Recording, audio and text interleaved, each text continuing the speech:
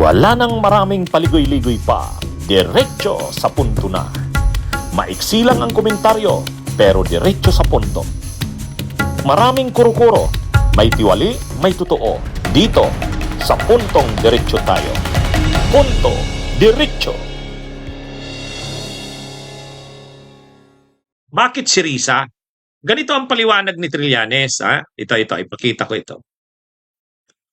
Ayan. Ito yung paliwanag ni Trillanes. Bakit si Risa ang bet niya? Ito mga kabunyog. Sabi niya, Trillanes bet ipantapat si Hontiveros kay VP Sara sa 2028. Sabi niya, may mga evil forces at play eh. So kailangan mo nang kayang tumindig. At si Senator Risa has demonstrated that time and again. So kumbaga, ang sinasabi niya, mabigat ang mga kalaban. Mabigat. Pwersa ng kasamaan. O halimbawa, yung pagtatangkain talaga, pipilitin talaga ng mga Duterte na makabalik sa 2028. At kailangan, ang lalaban sa mga Duterte, kaya talagang tapatan ang mga Duterte. Ibang klase ang mga Duterte. Talagang ibang klase kong lumaban. Mas hindi pa nga daw yan tulad kay Marcos. Kaya ang kailangan ng ipangtapat kay Sara Duterte, yung may tapang at paninindigan, hindi yung malambot, hindi yung kumbaga medyo sobrang bait. Siguro, hindi naman sinasabi ni Trillanes, pero siguro, ang sinasabi niya, si Leni kasi, sobrang bait, parang malambot. Ay kailangan daw, may mga evil forces at play. At iba itong mga evil forces na ito, lalo na itong Duterte. Yan yung pananaw ni Trillanes.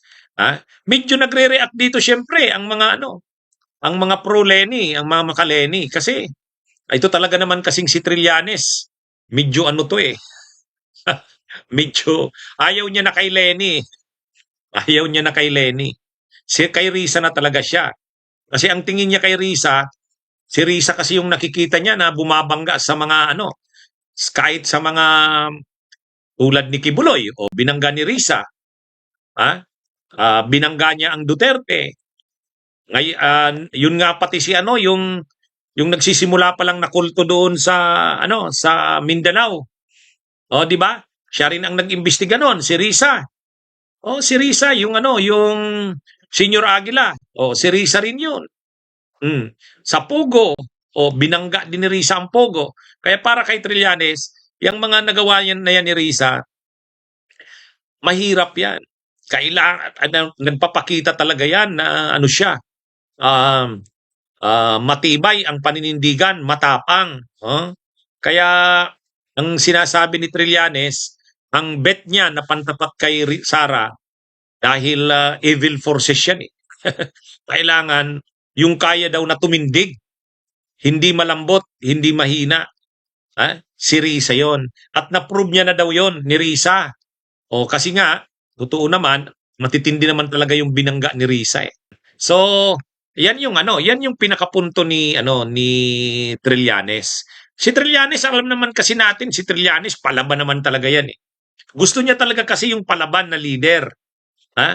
Para sa kanya, ang dapat na presidente, palaban. So, pagdating sa oposisyon, ang nakikita niyang nagtataglay ng ganyang katangian na palaban, hindi madaling masindak, may kayang tumindig sa kasamaan, ay itong si Risa Hontiveros. Ayan. Kaya lang, ang problema rin kasi kay Risa, ano bang tsansa niya? Sa survey yata, hindi ganun kalakas si Risa sa pagka-presidente. Binabanggit ang pangalan niya. Actually, ang mga binabanggit na posibleng tumakbong presidente, si Sara, si Tulfo, si Leni Robredo, si Risa Hontiveros, si Martin Romualdez, si Bongo. Sa linyadang yun ng mga presidente, ng mga sinusurvey. Sa linyada ng mga sinusurvey na yon ang nangunguna. Si Sara at si Leni malayo si Risa at saka si Martin Romualdez. Mas pumapangatlo pa nga sila Tulfo at saka sila Bongo. Yun ang sa survey. Kumbaga, sa si Risa Hontiveros, parang pareho lang kay Martin Romualdez pagdating sa survey. Survey yan. Bagamat maraming magsasabi, hindi naman totoo yan na turning survey. Pero yun nga, kung ibibase sa survey, ang lumalabas na parang mas maglalaban pa nga, top 1 at 2, dati si Tulfo, Rafi, at saka si Sara. Pero ngayon wala na si Tulfo. Talo na si Tulfo. Ang lumalabas ng posibleng mabigat na maglalaban na posible, nangunguna Sara Lenny. Sara Lenny. Si Risa medyo malayo. Medyo malayo. Pumapangatlo si Tulfo, sumusunod si Bongo. Si Risa saka si Romualdez medyo malayo. Pero ito sa separate naman na survey, hindi na ito tungkol sa pagka-presidente. Ang si Risa Hontiveros, based sa survey, ang pinaka-nirerespetong senador. Pagdating sa pagka-senador, si Risa Hontiveros ang nangunguna sa most trusted at nangunguna in terms of performance. Ibig sabihin, in terms of trust rating sa performance sa mga sinurbay na senador, mas nangunguna si Risa Hontiveros. Hindi totoo yan. Totoo yan. Si Risa yung pinaka-nangunguna sa mga senador. Pagdating sa survey, siya yung pinagkakatiwalaan. Kaya lang pagdating sa presidentiable or pagka-presidente, posibleng maging presidente, medyo hindi ganun nangunguna si Risa.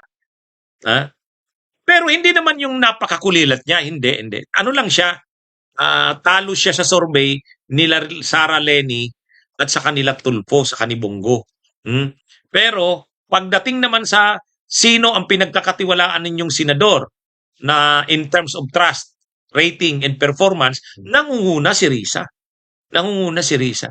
So, sa tingin ko,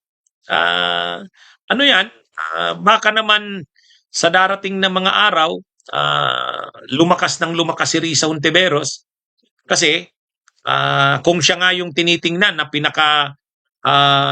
mataas ang trust rating, pinagkakatiwalaan na senadora, madali yan ma-build up para maging presidente. So, ngayon, ang ginagawa kay Risa Hontiveros, ang ginagawa sa kanya, binibuild up talaga siya ng partido niya, yung Akbayan. Makikita naman natin, grabe ang build up kay Risa. Lalo na sila Ronald Llamas, talagang binibuild up ito si Risa .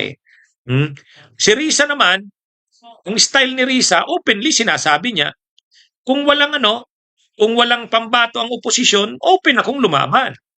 Bunyog, halikan na kasama ka. Bunyog, kapag buklod ay may pag-asa. Luzon, Visayas, Mindanao, isa ang pananaw.